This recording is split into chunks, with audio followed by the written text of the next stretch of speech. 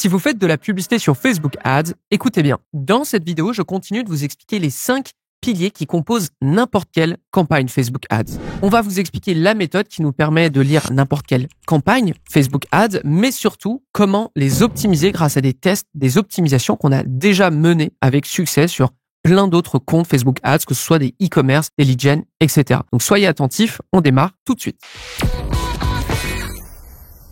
Bonjour à tous et bienvenue sur No Pay No Play. Cette chaîne YouTube parle essentiellement de Facebook Ads, de comment bien démarrer, comment avoir une bonne première expérience avec Facebook Ads, surtout comment avoir de bons résultats le plus rapidement possible.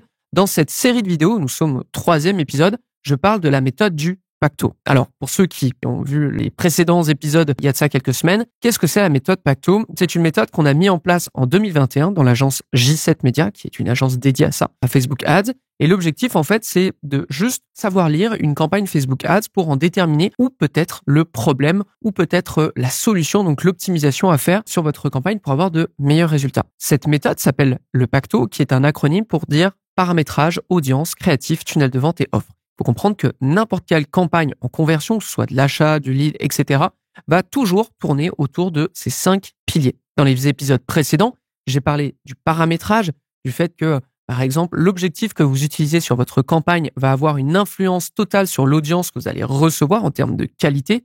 Petit exemple, passer d'une campagne de lead gen à achat, forcément, va vous amener des gens qui sont plus susceptibles de générer des achats que des leads. Donc, forcément, on va voir votre coût par lead augmenter, mais le nombre d'achats derrière va nécessairement lui aussi augmenter, ce qui est bénéfique pour votre entreprise. À l'inverse, une optimisation d'audience pour le coup, parce que les audiences ont aussi des optimisations, ça va être de tester des audiences du style lookalike, donc des audiences similaires, mais surtout de varier les sources. Par exemple, on peut tester des audiences lookalike avec le pixel, donc système de tracking sur Facebook Ads, ou sinon des sources comme votre CRM, c'est-à-dire votre liste d'emails, que ce soit des acheteurs, des leads, peu importe. Voilà, ça c'était par exemple des petites optimisations que je vous proposais dans les épisodes précédents. Aujourd'hui, on avance dans cette méthode du Pacto et on va parler des créatifs. Alors, de quoi je veux parler quand je mentionne le terme créatif sur votre Ads Manager? Je vous montre un exemple à l'écran. Sur votre Ads Manager, c'est lorsqu'on va se rendre sur l'onglet Ads, à savoir publicité. Vous êtes rentré dans votre campagne, vous êtes rentré dans une audience, et là, vous avez toutes vos publicités. C'est de ça dont on va parler aujourd'hui. C'est tout ce qui concerne le visuel final de votre publicité. Qu'est-ce que c'est une publicité aussi Facebook Ads pour les personnes qui nous rejoignent et qui démarrent absolument? Je vous en affiche une à l'écran. On peut voir ici, c'est une publicité de J7 Media. Vous pouvez l'observer tout en haut grâce au logo J7 Media et au titre. Vous pouvez voir aussi qu'il y a marqué Sponsored, ça veut dire que c'est une publicité. Et là, on a un premier élément qui nous saute aux yeux, c'est ce qu'on appelle le hook, mais surtout le texte. Ok, une bonne partie de votre publicité, c'est le texte. Alors, est-ce que c'est plus important par rapport à tout le reste? Je ne pense pas. Je pense que ça s'optimise. Et d'ailleurs, ça va faire partie des optimisations que je vais vous montrer et auxquelles je vais vous expliquer quand il faut absolument les lancer. Donc, on a le texte qui explique en gros pourquoi la personne voit la publicité, pourquoi elle devrait cliquer, pourquoi elle devrait faire l'action. Ensuite, on a le visuel, comme vous pouvez le voir ici. Là, je vous ai pris un extrait d'une vidéo. Donc, vous pouvez voir que c'est une vidéo dans laquelle je parle. On observe qu'il y a aussi des taglines. Donc, il y a le petit texte ici qui explique ce que je suis en train de dire et qui peut peut-être attirer l'attention. Et ensuite, on a le bouton d'action qui est ici Learn More, donc en savoir plus, et le titre de la publicité 52 optimisations FB Ads gratuites, donc Facebook Ads gratuite. Ça, c'est une publicité Facebook, ok? Sur Instagram, elle apparaîtra peut-être de façon un petit peu plus différente, mais ça sera globalement les mêmes piliers, à savoir une rédaction, un visuel, un titre et surtout un bouton d'action, en tout cas pour ceux qui font de la conversion comme de l'achat et du lead. On va parler de ça quand on parlera de créatifs, d'accord? Mais les créatifs, comme je l'avais expliqué sur l'audience et le paramétrage, les créatifs ont un impact ultra fort sur vos campagnes Facebook Ads. Quelles sont les données sur lesquelles les créatifs ont de l'impact? Eh bien, on a tout d'abord la fréquence. Alors, pour ceux qui découvrent ce que c'est, la fréquence, c'est une métrique qui veut dire que, par exemple, sur les 7 derniers jours, les personnes que vous ciblez ont vu X fois de fréquence votre publicité. Donc ça, vous pouvez le voir très facilement depuis votre Ads Manager. Et si, par exemple, on observe une fréquence de 2.01, ça veut dire que en moyenne, les gens qui ont vu cette publicité, pas seulement que vous visez, mais qui ont vu cette publicité, l'ont vue en moyenne 2,01 fois. D'accord? Ça veut dire en gros 2 fois.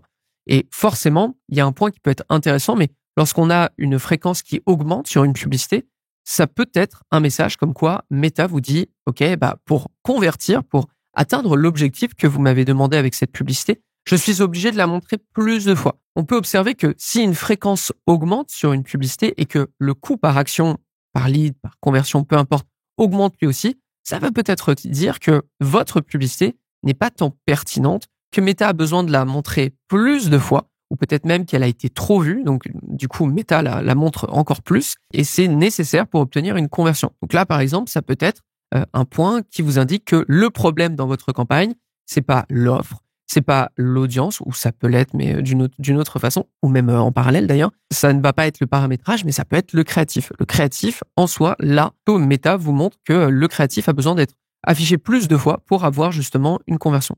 Ensuite, on va avoir le CPM. Alors, le CPM, c'est le coût par 1000 impressions. Et littéralement, c'est ce que vous payez pour être diffusé sur Facebook Ads. Peu importe votre objectif de conversion, peu importe votre objectif sur Facebook, tout va être régulé entre guillemets par le CPM, le coût par 1000 impressions. Vous observerez d'ailleurs que entre une campagne par exemple de vue de vidéo et une campagne de conversion achat, le CPM généralement est pas du tout le même. Une campagne de vue de vidéo, elle, va être moins chère qu'une campagne de coût par achat ou conversion achat. Pourquoi? Parce que l'objectif que vous demandez à Meta est beaucoup plus difficile avec un achat. Donc forcément, Meta va vous charger plus cher. Forcément, une mauvaise publicité devrait avoir par rapport à une bonne publicité un CPM qui est évidemment plus élevé. Ensuite, vous avez la portée. La portée, c'est littéralement le nombre de comptes que vous touchez grâce à vos publicités et qui vous voient. D'accord? Parce qu'on a la portée et ensuite on a l'impression. L'impression, c'est le nombre de fois que la publicité s'affiche. La portée, c'est le nombre de personnes que vous touchez. Une bonne publicité, forcément, aura un CPM plus bas qu'une mauvaise publicité, donc en théorie, va toucher plus de monde. Ensuite, on va avoir l'engagement sur la publicité. Alors là, ça va être assez large. Ça va être, par exemple, les likes, les commentaires, les partages, les sauvegarder. En gros, ça va être l'interaction que vont avoir les gens sur la publicité. Il faut aussi savoir, et je pense que je vous ferai tout un épisode là-dessus, c'est que Meta valorise énormément les publicités qui ont de l'engagement, avec lesquelles les utilisateurs, donc de Facebook ou d'Instagram, ont une bonne expérience, parce que forcément, s'ils ont une bonne expérience, par extension, ils ont une bonne expérience avec les plateformes de Meta. Et Meta a tout intérêt à valoriser ce genre de contenu. Donc forcément, une bonne publicité par rapport à une mauvaise qui convertit mal, etc., aura plus de chances d'avoir de l'engagement dessus. Ensuite, on va avoir, et c'est une extension à l'engagement, le taux de clic sur lien. Évidemment, si vous faites juste de la vue de vidéo, ça aura aucun sens ce que je vous dis, mais pour tous ceux qui font de la conversion, comme des leads, qui font de l'achat, etc., vous avez forcément un lien de redirection. D'accord? Donc, le taux de clic sur lien va être une métrique qui va vous afficher si, oui ou non, votre publicité, et évidemment l'audience, etc., est bien alignée, est bonne, etc. Un taux de clic sur lien, parce que ça peut être la première question que vous allez vous poser si vous démarrez sur Facebook Ads. Qu'est-ce qu'un bon taux de clic sur lien? Eh bien, c'est en théorie autour de 1%. D'accord? Évidemment, j'ai déjà vu des publicités sur Facebook Ads qui avaient un taux de clic sur lien inférieur, mais qui avaient de très bons coûts, il n'y a pas de problème. Et d'autres sur lesquels, justement, vous aviez un taux de clic sur lien élevé, mais très peu de conversion derrière. D'accord? Donc là, ça veut potentiellement dire que le problème, c'est pas la pub, mais c'est peut-être ce qui se passe derrière la pub. C'est-à-dire que les gens cliquent, mais lorsqu'ils arrivent sur le site, il se passe quelque chose. En gros, ils se barrent et vous n'avez pas votre conversion. Donc là, on verra sur les épisodes prochains comment on peut améliorer ça. Et ensuite, évidemment, forcément, vous avez un impact, les créatifs ont un impact certain, direct, avec le nombre de résultats et le coût par résultat. Vous aurez compris que le créatif, ça reste quand même un des éléments, peut-être un des plus gros éléments, des éléments les plus importants sur Facebook Ads, avec notamment l'offre dont on parlera plus tard, et aussi le tunnel de vente, par exemple, qui va être l'articulation de votre offre. Ça, on en parlera dans le tout prochain épisode de No Pay, No Play. Globalement, le créatif, c'est un élément ultra important qui se doit d'être chouchouté, qui se doit d'être pensé et mûrement réfléchi, et qui se doit d'être optimisé. Mais avant de rentrer dans les optimisations et vous montrer des exemples types qui pourraient vous aider dans vos propres campagnes, quel format existe dans Facebook Ads? Alors, pour répondre à ça de façon très concise et sans rentrer trop dans les détails, pour ceux qui démarrent sur Facebook Ads, vous avez 3 gros formats sur Facebook Ads. Vous avez l'image fixe, donc une image qui peut être carrée, qui peut être en format 3.4. Ensuite, vous avez les vidéos, pareil, peuvent être carrées en format 3.4. Même les GIFs, qui sont de courtes vidéos qui se répètent, c'est juste un format. Par exemple, la vidéo va être en point MP4, un GIF va être en point GIF. Donc c'est juste une autre façon, par exemple, d'optimiser une image fixe qui a bien fonctionné sur vos pubs. Vous avez envie d'en avoir une version différente. Ça peut être de créer un GIF autour de cette image, avoir les éléments qui bougent un petit peu, mais pas de façon drastique. Et ça vous permet de passer d'un format image à un format vidéo. Et ensuite, pour terminer, on a le carrousel. Et c'est d'ailleurs un des formats dont on va parler dans les optimisations qui arrivent. Le carrousel, c'est juste le fait d'avoir plusieurs images à la chaîne et la personne clique pour voir les images défiler avant de cliquer sur une image qui l'intéresse pour se rendre sur le site. Ça peut être intéressant lorsque on a une collection de plusieurs produits et on a envie que la personne clique sur le produit qui lui convient le plus. Et maintenant, on va pouvoir passer, je pense, à ce qui vous intéressera le plus, ce sont les optimisations. Avant de vous les montrer, petite parenthèse, toutes les optimisations que je vais vous montrer donc, sont des optimisations concrètes, des optimisations réelles qui ont été réellement appliquées sur des comptes publicitaires que gère l'agence J7 Media. Et si ça vous intéresse, moi, ce que je vous recommande, c'est de vous inscrire à l'Escouade Facebook Ads. Petite parenthèse, du coup, l'Escouade, c'est une newsletter qui est absolument gratuite, qui est sur j7media.com/escouade ou dans les notes de l'émission, et qui vous permet de recevoir chaque lundi une optimisation, un test qui a fonctionné de façon totalement gratuite. Chaque lundi, par email, on vous explique, voilà, on était avec tel annonceur, on a été dans telle situation, on a fait telle action et on a eu tel résultat, généralement positif.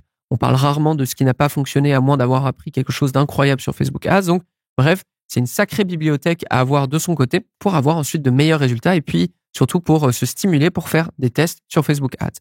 Je partage mon écran immédiatement pour vous montrer un petit peu quelques tests qui ont été faits, qui ont eu de bons résultats et pour que vous puissiez faire de même. Alors, quand je parle par exemple de tests de créatifs, on va avoir celui-ci. C'est chez J7 Media, je vous le dis.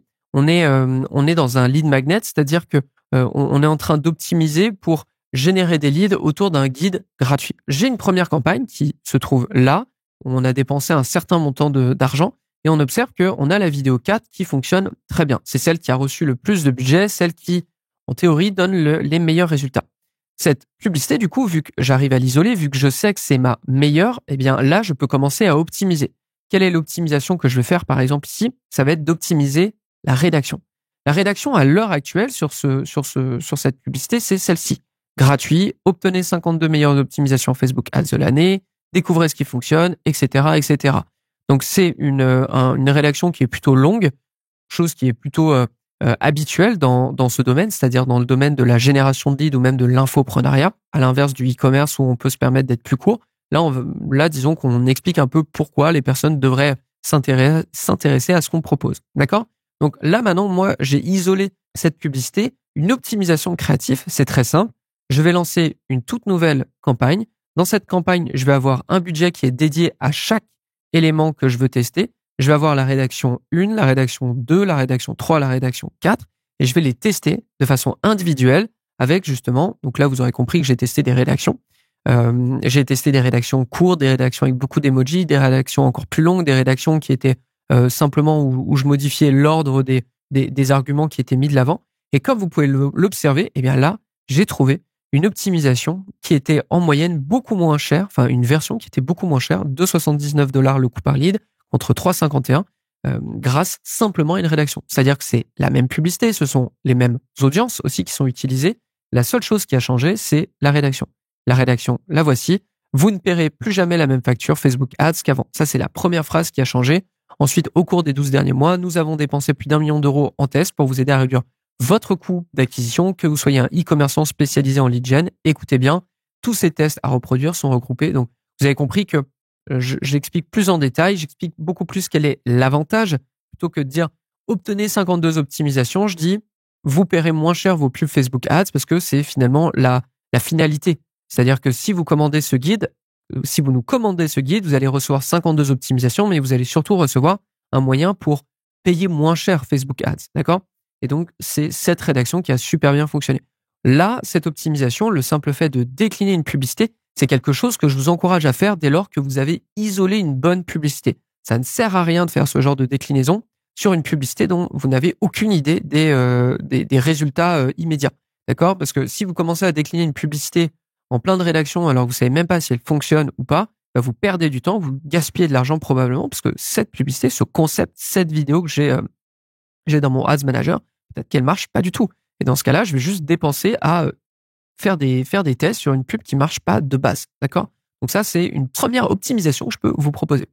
Une seconde optimisation, celle-ci, je l'adore. On est chez un e-commerce, ok, chez un e-commerce qui propose notamment des comment ça s'appelle, des des séjours dans des hôtels, voilà.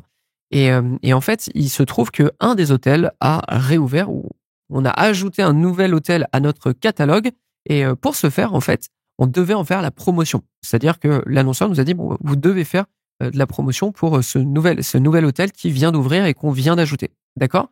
Eh bien, ce qui était intéressant, c'est que on savait que l'annonceur en question était très actif sur Facebook, très actif sur Instagram, dans le sens, euh, il poste beaucoup de contenu organique. Et là, avant de faire la moindre publicité, on avait observé que l'hôtel, enfin l'annonceur, avait justement mis un post sur Facebook en expliquant que l'hôtel en question était de retour, en mettant plein d'images de l'hôtel et en mettant accessoirement le lien direct dans la description pour booker une chambre. D'accord? Et on a observé qu'il y avait déjà pas mal d'engagement dessus. C'est-à-dire qu'il y avait pas mal de gens qui commentaient, qui partageaient, qui likaient la publication. Il n'y en avait pas autant, parce que ça, vous aurez compris que c'est suite à la pub, mais il y en avait déjà un bon paquet. Donc, nous, ça nous envoie un signal très fort. L'annonceur vient de poster un contenu qui, d'ores et déjà, a de la preuve sociale, c'est-à-dire il y a déjà des gens qui likent, il y a des gens qui commentent. Donc, ça fait déjà une belle vitrine avec ce contenu. Et en plus de ça, ce contenu, de manière générale, fait réagir les gens et de manière positive. Les gens sont plutôt contents. Donc, qu'est-ce qu'on va faire, nous? Est-ce qu'on va prendre la peine de créer une toute nouvelle publicité, peut-être repartir de zéro et tester ça? Bah, évidemment que non. Ce qu'on va faire, c'est qu'on va prendre cette publicité et ensuite, on va aller l'appliquer directement dans une campagne d'achat. D'accord? C'est littéralement ce qu'on a fait. C'est-à-dire qu'on a pris cette publicité, on l'a mis dans une, vous voyez, post organique, on l'a mis dans une campagne dont l'objectif était de générer des achats. Et comme vous pouvez le voir ici, eh ben, on a eu des retours sur investissement plutôt intéressants et des retours sur investissement attribués au clic, pas seulement à la vue. C'est-à-dire que les gens peuvent voir la publicité, mais nous, on optimisait pour que les gens cliquent dessus. Et comme vous pouvez le voir, le retour sur investissement était parfait.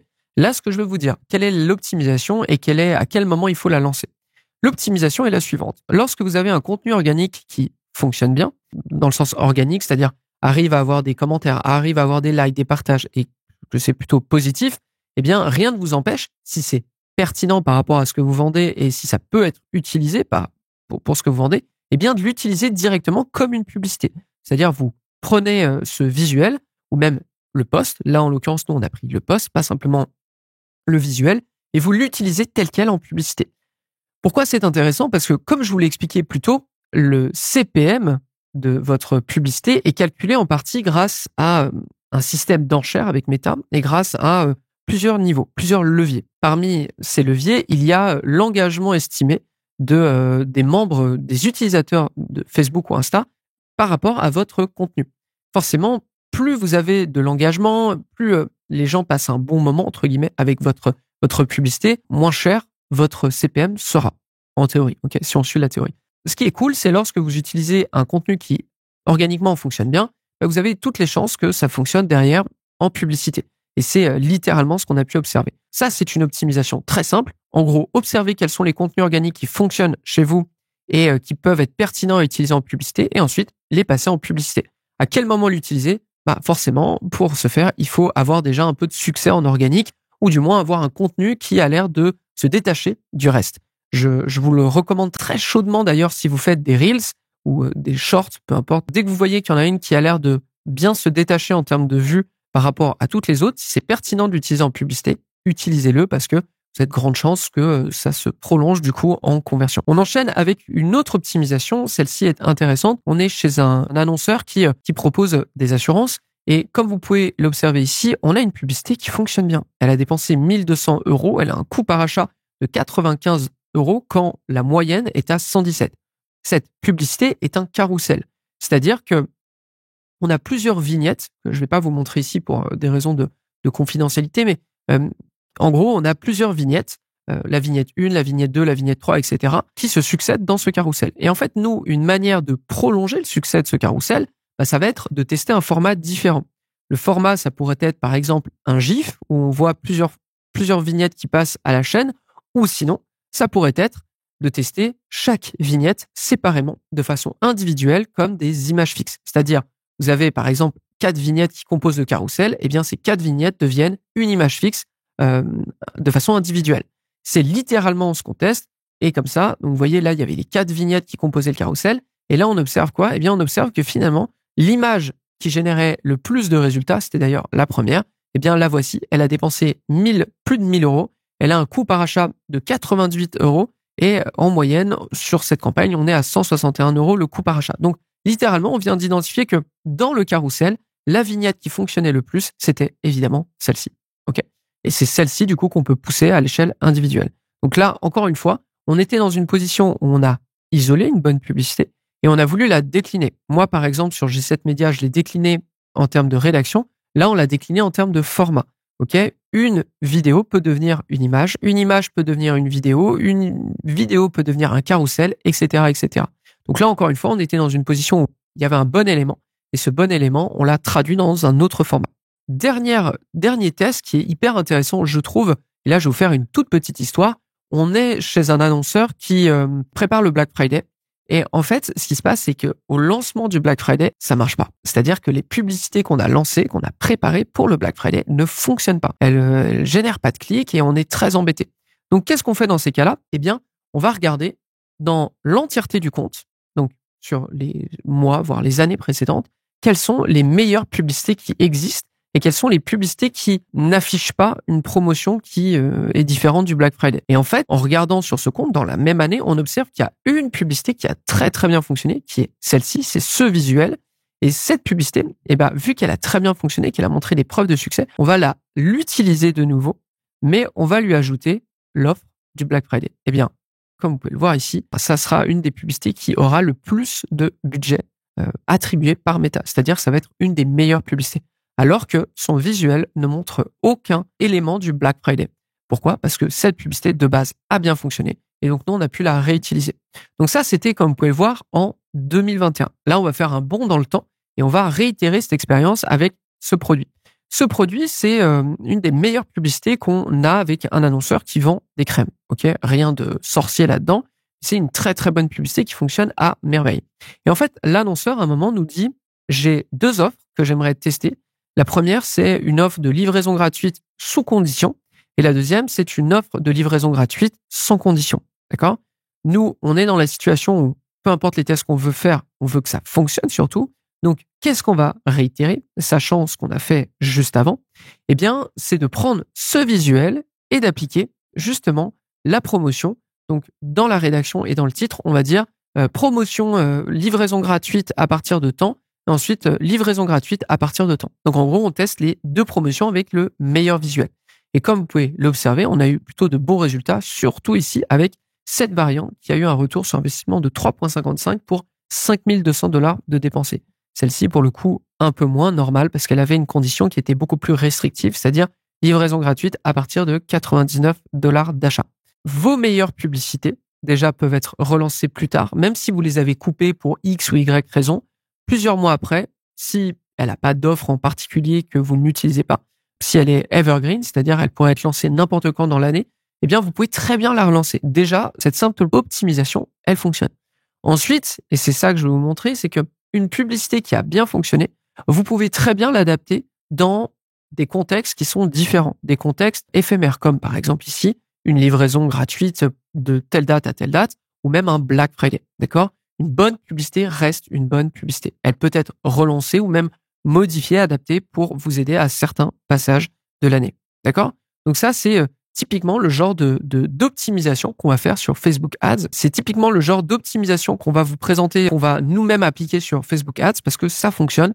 Peu importe le type de compte, peu importe le type de business que vous avez, c'est exactement les mêmes. Ok, ça peut s'appliquer sur n'importe qui. Voilà pour le pacto créatif. Souvenez-vous, les créatifs sont hyper importants dans votre succès sur Facebook Ads. Il existe plein d'optimisations. Là, je vous ai parlé d'optimisation sur des publicités qui existaient déjà, mais évidemment, il y a plein de tests à faire, de concepts créatifs à utiliser que je vous proposerai peut-être dans de prochains épisodes. Si ça vous intéresse, ça, en tout cas, d'avoir des optimisations de ce style, des exemples à répliquer, je vous invite encore une fois à aller sur l'escouade Facebook Ads, à savoir j7media.com/escouade, ou même encore, et là, je vous le propose aussi accessoirement, la J7 Academy, qui est notre écosystème pour média buyers qui souhaitent devenir meilleurs sur Facebook Ads, qui vous propose des cours, qui vous propose un espace Slack pour échanger avec toute l'équipe de J7 Media et même plusieurs workshops par mois pour vous tenir au courant des meilleures pratiques à tenir sur Facebook Ads chaque mois. Donc, imaginez ce contenu que vous venez de voir, mais sur 1 heure et 2 fois par mois, avec un contenu qui est exclusif. Si ça vous intéresse, j7academy.com ou dans les notes de l'émission. C'est tout pour cet épisode. La prochaine fois, on va rentrer dans le tunnel de vente et ensuite dans les offres. Donc, abonnez-vous si c'est pas le cas, si vous avez, en tout cas, pas envie de louper la suite. C'est tout pour cet épisode et moi, je vous donne rendez-vous au prochain No Pay No Play lundi suivant. À très vite tout le monde.